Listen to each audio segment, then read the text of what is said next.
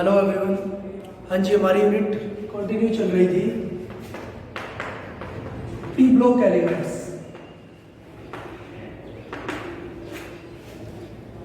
P block elements में last time हमने किया था HNO3 की कुछ केमिकल रिएक्शंस, ठीक है। नाइट्रिक एसिड की कुछ केमिकल रिएक्शंस हमने की थी और उनका मेथड किया था कि किस तरह से हमें उसको याद रखना है, ठीक है। जैसे अगर कंसंट्रेटेड HNO3 रिएक्ट करता है तो NO2 बनता है, अगर डाइल्यूट करता है तो NO बनता है, ठीक है। तो आज हम करेंगे group 16 elements. Group 16 elements. Group 16 elements होंगे ऑक्सीजन फैमिली, उससे टेपो, ऑक्सीजन, सल्फर, सिलीनियम, टेलीरियम और पोलोनियम, ठीक है। हाँ जी, सबसे पहले हम करते हैं noble gas configuration of group 16 elements. Noble gas configuration.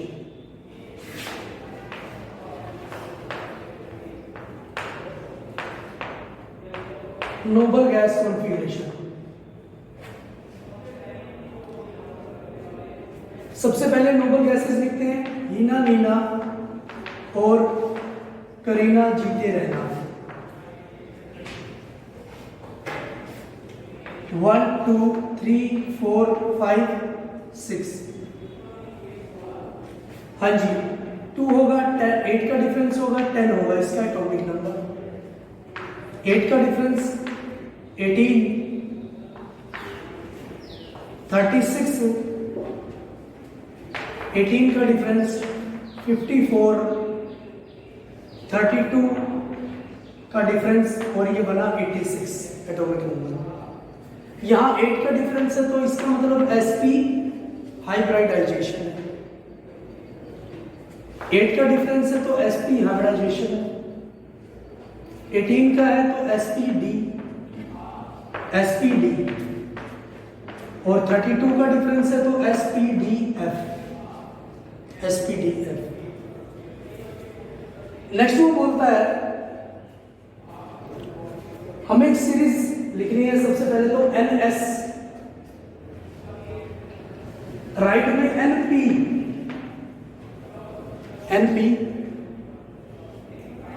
Left में N-1D, N-2F। ये सीरीज हमें याद रखनी है। अब जैसे हमें नोबल गैस कॉन्फ़िगरेशन निकालनी है ऑक्सीजन की, एटॉमिक नंबर होता है 8। तो सबसे पहले तो हम n की वैल्यू देखते हैं।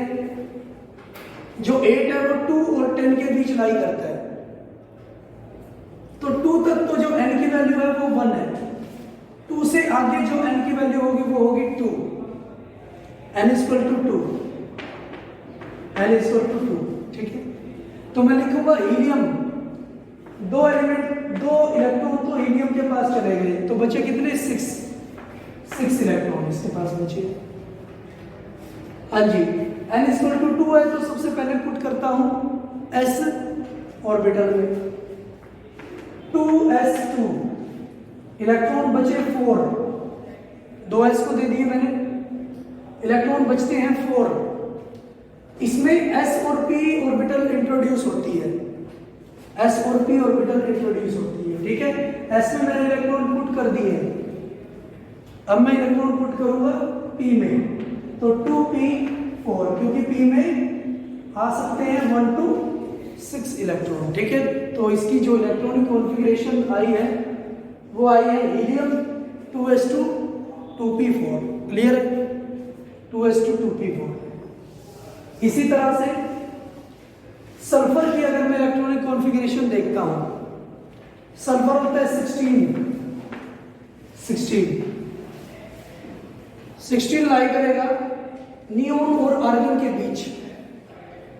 तो नियोन तक तो n की वैल्यू थी 2, नियोन से आगे n की वैल्यू होगी 3, n = 3।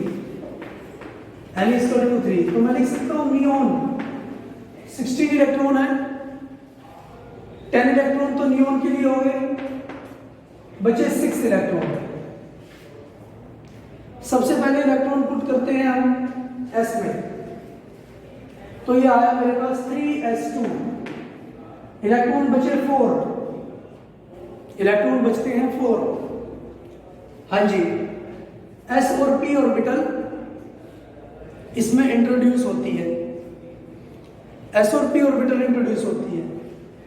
S में इलेक्ट्रॉन ऑलरेडी फिल कर चुके हैं, हाँ जी, P में इलेक्ट्रॉन मैंने 4 कर दिए हैं, ठीक है। तो जो इलेक्ट्रॉनिक कॉन्फ़िगरेशन आ गई है वो आ गई 3s2 3p4। क्लियर है? इस तरह से हम इसकी नोबल गैस कॉन्फ़िगरेशन कर सकते हैं, ठीक है। ग्रुप 16 की, जो कि बिल्कुल एज इट इज है जैसा कि आपने ग्रुप 15 में किया था, ठीक है। नेक्स्ट बात करते हैं एटॉमिक एंड आयनिक रेडियाई की।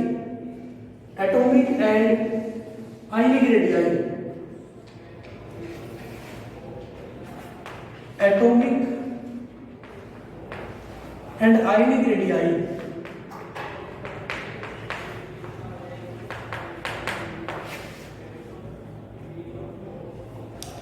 जो एटॉमिक और आयनिक रेडियाई है ग्रुप 16 एलिमेंट की,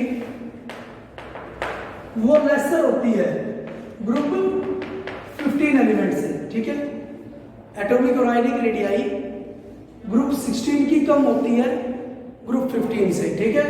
या फिर हमें पता ही है कि जो अगर मैं मूव करता हूं अलोंग द पीरियड, ये है group 15 element, group 16 element. Along the period अगर मैं मूव करता हूं तो एटॉमिक रेडियाई या आयनिक रेडियाई डिक्रीज होती है, ठीक है। और वो क्यों होती है?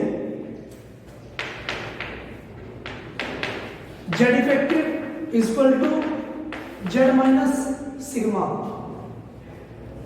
हाँ जी, along the period, along the period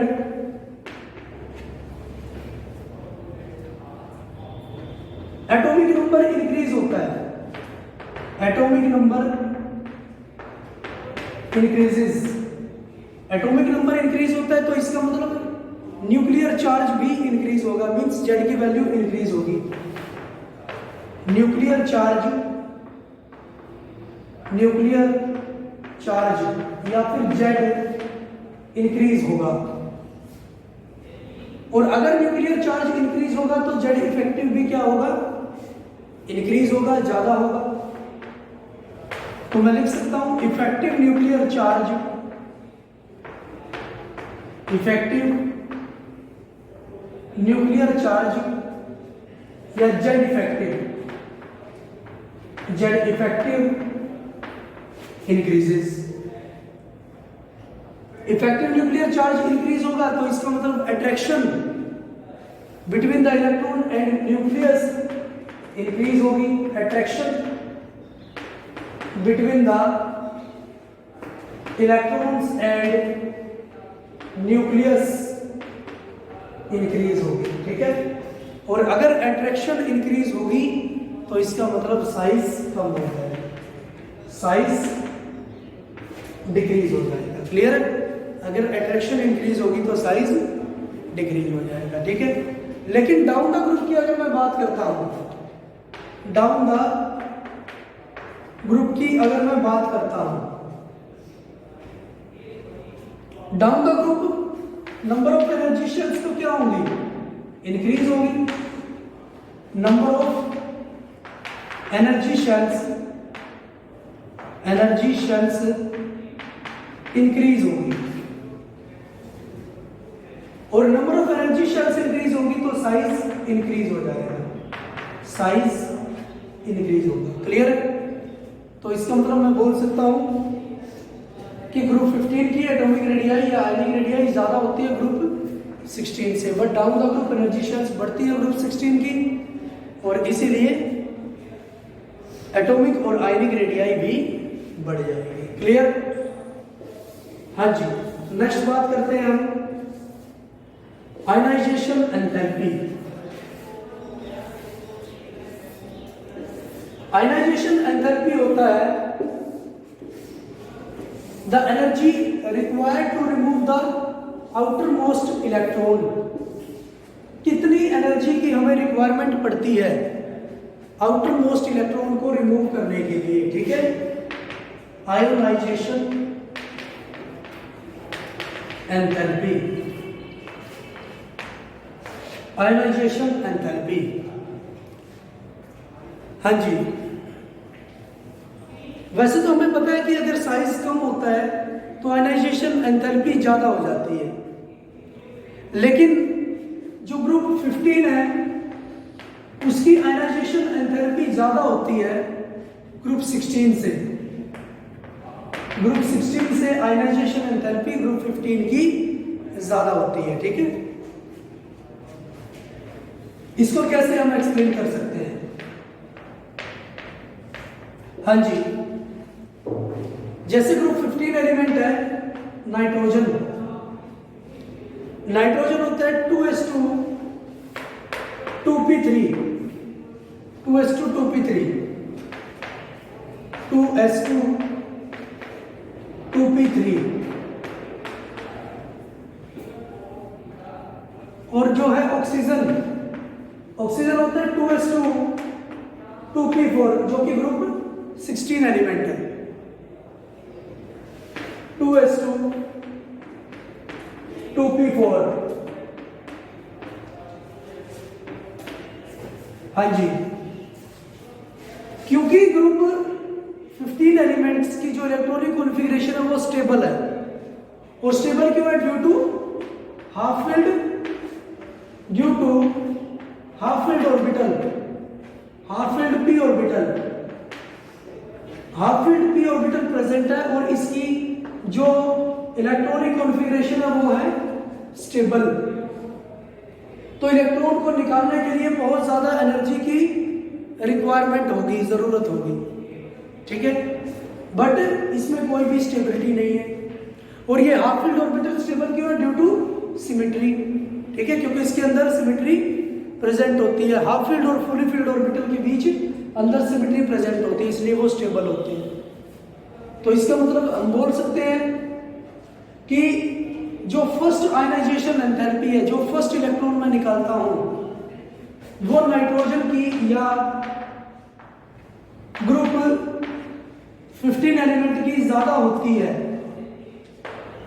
first ionization enthalpy of oxygen या फिर ग्रुप 16 एलिमेंट, ठीक है। फर्स्ट आयनाइजेशन एंथैल्पी ज्यादा होगी। लेकिन अगर हम बात करते हैं सेकंड आयनाइजेशन एंथैल्पी की, सेकंड आयनाइजेशन एंथैल्पी की,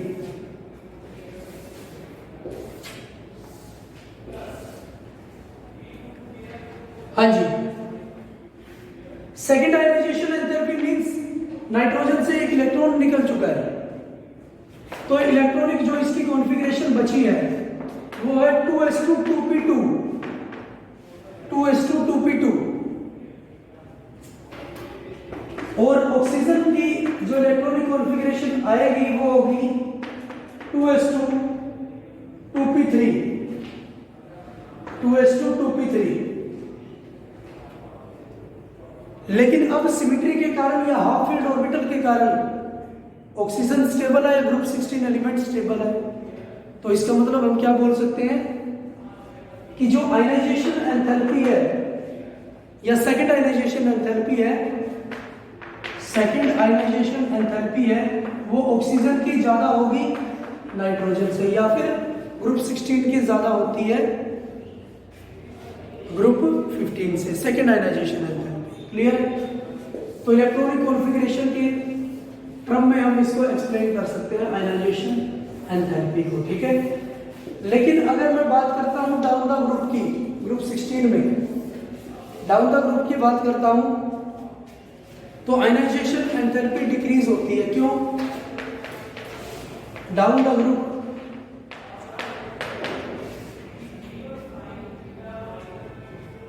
number of energy shells increase होती है, number of energy shells increases. और अगर number of energy shells increase होती है तो इलेक्ट्रॉन लाई करेगा away from the nucleus, electron lie करेगा away from the nucleus. Electron lies away from nucleus. Electron lie करेगा away from the electron nucleus से दूर लाई करेगा, तो इसका मतलब अट्रैक्शन कम हो जाएगी. Attraction between electron and nucleus, electrons and nucleus decreases. ठीक है, और अगर अट्रैक्शन कम हो जाएगी तो कम एनर्जी की हमें रिक्वायरमेंट होगी इलेक्ट्रॉन को रिमूव करने के लिए. ठीक है, इलेक्ट्रॉन को निकालने के लिए. ठीक है, तो इसका मतलब आयनाइजेशन एंथैल्पी कम हो जाएगी, डिक्रीज हो जाएगी. ठीक है, आयनाइजेशन एंथैल्पी डिक्रीज हो जाएगी. क्लियर? हाँ जी, नेक्स्ट बात करते हैं electron gain enthalpy. Electron gain enthalpy हम बोल सकते हैं the energy released when extra electron is added to the atom. ठीक है, उसको हम बोलेंगे electron gain enthalpy.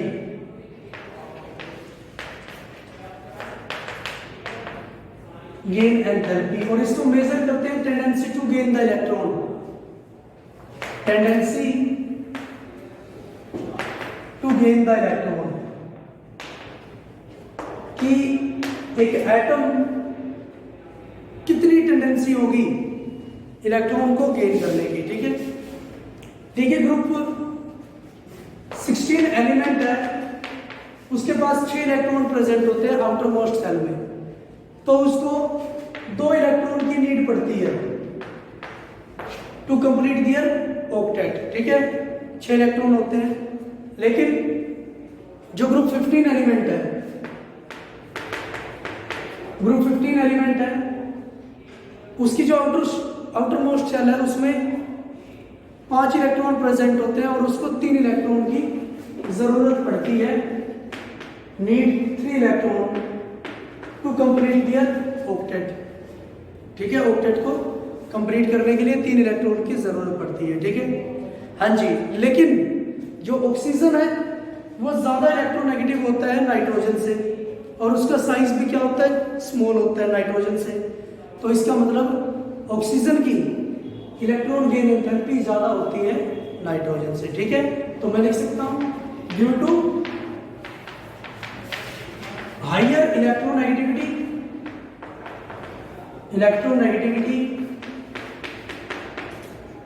And smaller size of oxygen than nitrogen. Electron gain enthalpy of oxygen is higher than nitrogen. ठीक है, इलेक्ट्रॉन गेन एंथैल्पी ऑक्सीजन की ज्यादा होगी नाइट्रोजन से. ठीक है, लेकिन अगर मैं ऑक्सीजन की और सल्फर की बात करता हूं, अगर मैं ऑक्सीजन की और सल्फर की बात करता हूं, तो सल्फर की जो इलेक्ट्रॉन गेन एंथैल्पी है वो ज्यादा होती है. ठीक है, इलेक्ट्रॉन गेन एंथैल्पी सल्फर की ज्यादा होगी ऑक्सीजन से, लेकिन जो इलेक्ट्रोनेगेटिविटी है वो तो ऑक्सीजन की ज्यादा होती है और सल्फर की कम होती है. ठीक है, लेकिन फिर भी सल्फर की इलेक्ट्रॉन गेन एंथैल्पी ज्यादा क्यों होती है? क्योंकि ऑक्सीजन का क्या है, स्मॉलर साइज होता है और 6 इलेक्ट्रॉन इसके पास प्रेजेंट होते हैं. तो इसका मतलब इसमें इलेक्ट्रॉन रिपल्शन ज्यादा होती है. ठीक है, ग्रेट इलेक्ट्रॉन रिपल्शन, इसमें इलेक्ट्रॉन रिपल्शन ज्यादा होती है. तो इसीलिए ये क्या करेगा, एक्सेप्ट नहीं करेगा. ठीक है, 2 और इलेक्ट्रॉन्स को एक्सेप्ट नहीं करेगा, क्योंकि पहले इसमें इलेक्ट्रॉन रिपल्शन ज्यादा है. ठीक है, लेकिन इसका क्या है, लार्ज साइज होगा. ठीक है, और वैकेंट डी ऑर्बिटल प्रेजेंट होती है, exhibit vacant D orbital, vacant D orbital होती है तो इसी वजह से एक्स्ट्रा इलेक्ट्रॉन को डी ऑर्बिटल में रख सकता है, ठीक है। तो इसका मतलब ये क्या कर लेगा इजिली, और यहाँ पर कोई इलेक्ट्रॉन इलेक्ट्रॉन रिपल्शन नहीं होगी और इजिली एक्सेप्ट कर लेगा इलेक्ट्रॉन को, ठीक है। No electron electron repulsion takes place, electron electron repulsion takes place, और मैं बोल सकता हूं easily accept the extra electron, accept the extra electron, clear. और इजिली क्या कर लेगा एक्सेप्ट कर लेगा, ठीक है, एक्स्ट्रा इलेक्ट्रॉन्स, ठीक है। तो ये थी आपकी इलेक्ट्रॉन गेन एंथैल्पी, क्लियर है। हाँ जी, तो आज के लिए इतना ही। इनकी जो प्रॉपर्टीज है इनको भी हम आगे भी कंटिन्यू करते रहेंगे, ठीक है। Thank you for cooperation.